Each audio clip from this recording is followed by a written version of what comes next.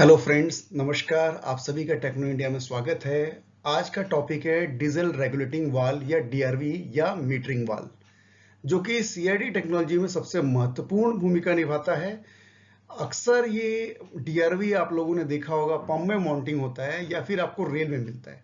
ये डिपेंड करता है कि डिजाइनर ने, अगर ये सीमेंस से रिलेटेड आप देखेंगे तो मैक्सिमम टाइम में आपको ये पंप में मिलेगा, और बॉश डेल्फी में ये नॉर्मली रेल में पाया जाता है। बट अगर कॉन्सेप्ट को आप समझ लोगे तो ये कहीं भी है, बट आप इजीली डायग्नोस कर सकते हो कि ये क्या कर रहा है, और अगर ये ठीक से काम नहीं करता है तो किस टाइप के इफेक्ट्स पैदा होते हैं। तो इस स्पेशली चैप्टर्स में हम लोग डीआरवी को ही समझने की कोशिश करेंगे, और मैं कोशिश करूंगा कि आपको ऑलमोस्ट समझा सकूं कि डीजल रेगुलेटिंग वाल्व किस प्रकार से काम करता है और ये इसके मेन फंक्शंस क्या हैं, और ये कैसे अपना योगदान देता है कि इंजन के परफॉर्मेंस को। तो फर्स्ट चीज आपको समझना पड़ेगा, इसकी दो जगह होती है जहां ये बैठता है स्पेशली। या तो ये पंप में लगा होगा या तो ये रेल लगा। कुछ डिजाइनर इसने पंप और रेल दोनों में इसको लगाया हुआ है। तो ये मैंने आपके सामने एक स्ट्रक्चर्स आया है। इसमें देखिए, आप पंप में आपको कनेक्शंस दिख रहा है और एक रेल में कनेक्शन दिख रहा है। तो ये एक एग्जांपल्स है आपके लिए समझने के लिए, और मैं नेक्स्ट स्लाइड्स में आपको बताता हूँ इसकी पूरी डिटेल्स। ये हमारी थोड़ी कंपनी के बारे में डिटेल्स हैं। ये हमारे एड्रेसेस और ईमेल्स हैं। किसी भी प्रकार की क्वेरीज के लिए आप हमसे कांटेक्ट कर सकते हैं। ठीक है, ये एक स्ट्रक्चर है पंप का, हाई प्रेशर पंप्स का, जिसमें आप देखिए यहाँ पे डीआरवी वाल लगी हुई है।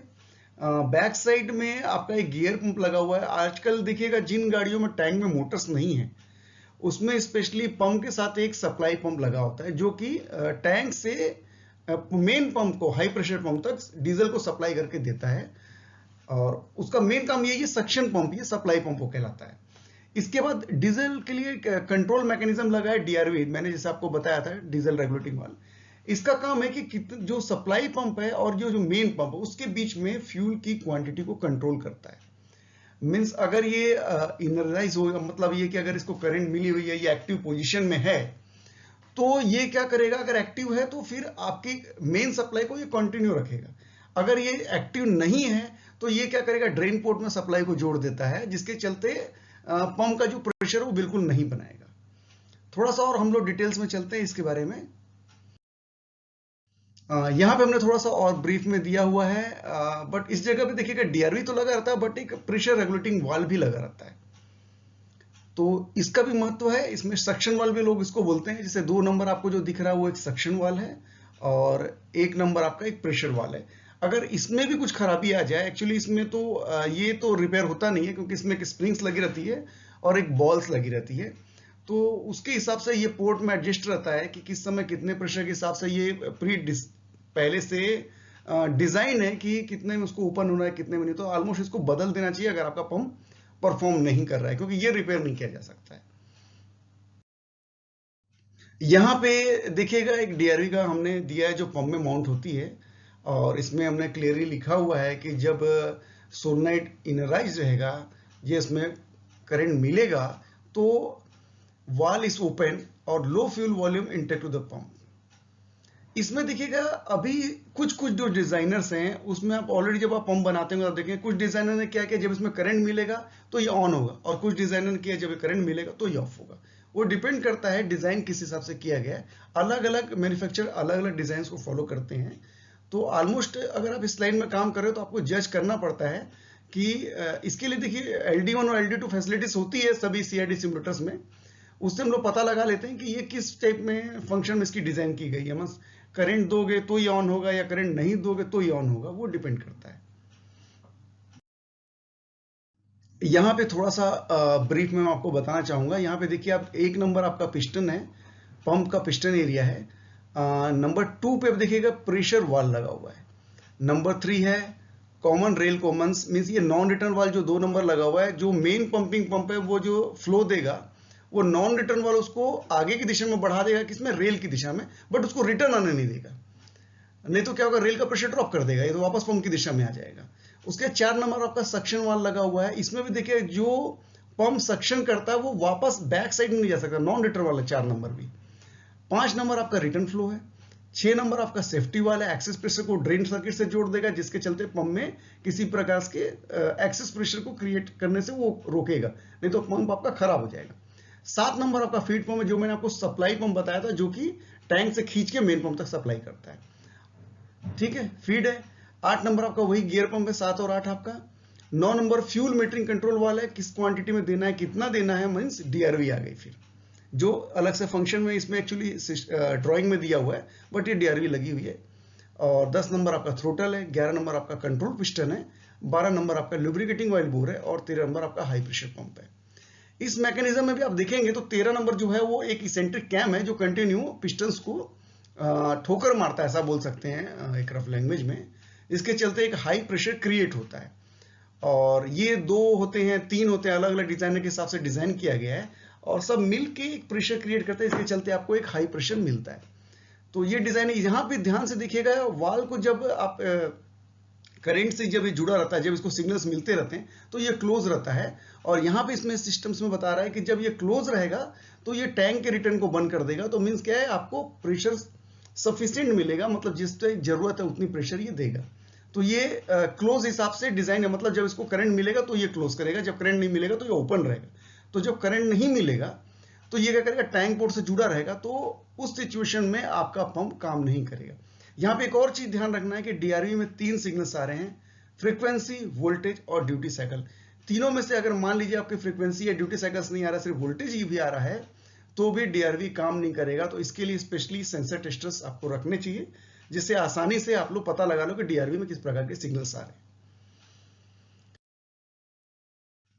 कॉमन रेल डायरेक्ट इनिशियल में देखिए, इसमें भी हमने बताया हुआ है कि अगर मैकेनिकल फेलियर हो जाएगा, मींस डीआरवी अगर काम नहीं करेगी, तो आपका प्रेशर पंप बनाएगा ही नहीं। अगर ये रेल में लगा है तो रेल से ही प्रेशर टू टैंक में चला जाएगा और आपकी गाड़ी स्टार्ट नहीं होगी। ये एक टिपिकल डायग्राम दिया हुआ है, जिसमें आप देख सकते हैं कि ये किस हिसाब से काम करता है।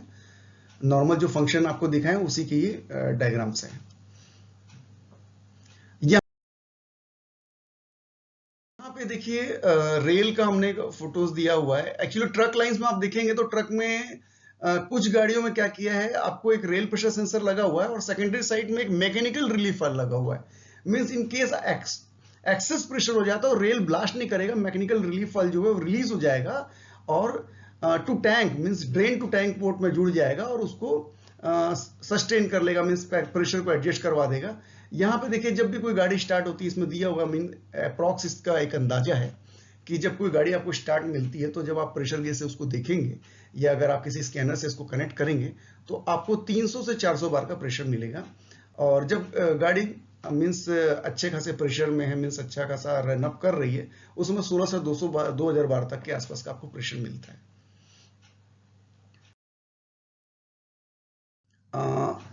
कॉमन रेल में जो आपको मैंने आपको बताया pressure sensor actually basically rail में कितना प्रेशर बन रहा है इसका कमांड ईसीएम को देता है। मींस डीआरवी जो है ईसीएम से कमांड ले रहा है और प्रेशर सेंसर जो ईसीएम को कमांड दे रहा है, मींस यही बताता है ईसीएम को कि भाई इस वक्त रेल में इतना प्रेशर चल रहा है।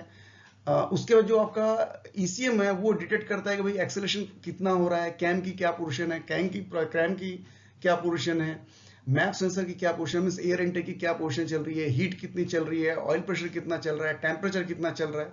तो सारे फार्मूला से वो कैलकुलेट करके इंजन को हिसाब से सिग्नल्स देता है, जिसके हिसाब से आपका इंजन परफॉर्म करता है। तो उसमें सबसे महत्वपूर्ण चीज होती है प्रेशर। मींस आप गाड़ी चला रहे हो तो आप एक्सेलरेशन कर रहे हो तो कम ज्यादा हो रही है, मैक्सिमम स्पीड कितनी जा रही है, आइडल कब हो रही है, गाड़ी कब स्टार्ट हुई।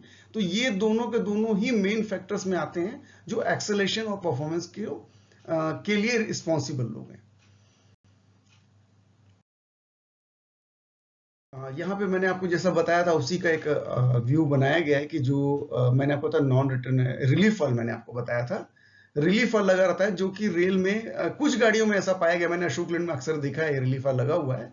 अगर ये कई बार क्या होता है, अगर ये खराब हो जाएगा तब भी आप देखिएगा आपकी गाड़ी स्टार्ट नहीं होगी, क्योंकि पंप की डीआरवी सही काम कर रही है, प्रेशर सेंसर सही काम कर रहा है, बट ये मैकेनिकल जो रिलीफ वाल्व है इसकी स्प्रिंग की टेंशन कम हो जाती है और ये सीधा टैंक पोर्ट में जुड़ा रहता है। ऐसी गाड़ियों को अगर आप यहाँ का पाइप निकाल देंगे तो आपको यहाँ पे कंटिन्यू फ्लो मिलेगा, जबकि यहाँ पे फ्लो नहीं मिलना चाहिए। नॉर्मल अगर 500 बार के नीचे अगर प्रेशर है तो यहाँ पे किसी भी प्रकार का कोई भी डीजल लीक नहीं होना चाहिए, लेकिन आपको लीक मिलेगा, आप समझ लीजिए कि प्रेशर रिलीफर खराब हो गया और आप यहाँ पे नया रिलीफ लगा देंगे तो गाड़ी आपकी आसानी से चालू हो जाएगी। कई बार मैकेनिकल कंपोनेंट भी खराब हो जाते हैं और हम लोग इलेक्ट्रिकल्स में ढूंढते रहते हैं कि कहाँ पे फॉल्ट है, तो ये स्पेशली है, इसके ऊपर आपको ध्यान देना चाहिए। देखिए मैकेनिकल कंपोनेंट में इसमें बताया गया स्प्रिंग्स है, एक पॉकेट है और ये लगा रहता है, यही काम करता है नॉर्मली। और अगर ये माल फंक्शनिंग हो जाए तो डायरेक्ट टू ड्रेन पोर्ट में चला जाएगा, जिसके चलते आपकी व्हीकल्स आपको परफॉर्म नहीं करेगी।